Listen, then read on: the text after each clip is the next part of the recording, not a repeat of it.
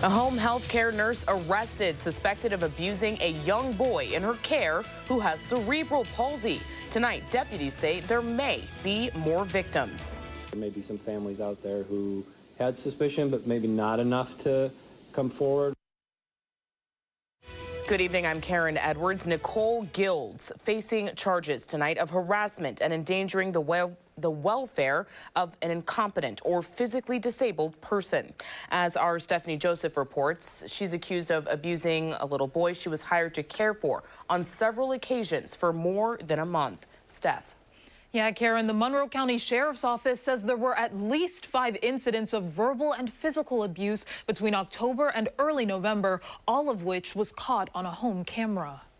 A registered nurse now facing charges. Deputies say Nicole Guilds abused a nonverbal 6-year-old with various health needs, including cerebral palsy. Obviously, it's disturbing, and the reason that most of us take this job is to protect the vulnerable, and it doesn't get much more vulnerable than this. A young child, with disabilities and nonverbal, so they can't tell the parents that they've been hurt or something happens. The father of the victim saying in court paperwork that he discovered the alleged abuse after reviewing footage from a home camera between October 1st and November 11th when they fired Guilds. There's a few incidents that are on video, at least 5 of them, and they vary from slamming the child's head into a chair, and picking the child up by its arms and dropping it on the ground. Just things like that.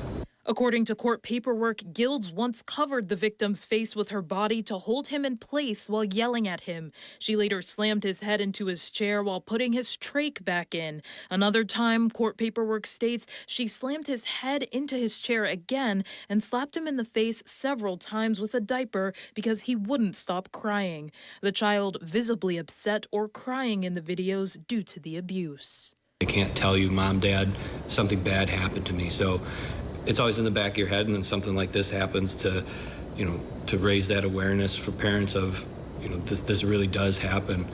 Deputies are now asking for anyone who believes they may be a victim to come forward. But given that her past as a registered nurse and working with other vulnerable children, we wanted to put it out to make sure that if there are other victims, that they come forward and have a voice so that we can get them help too.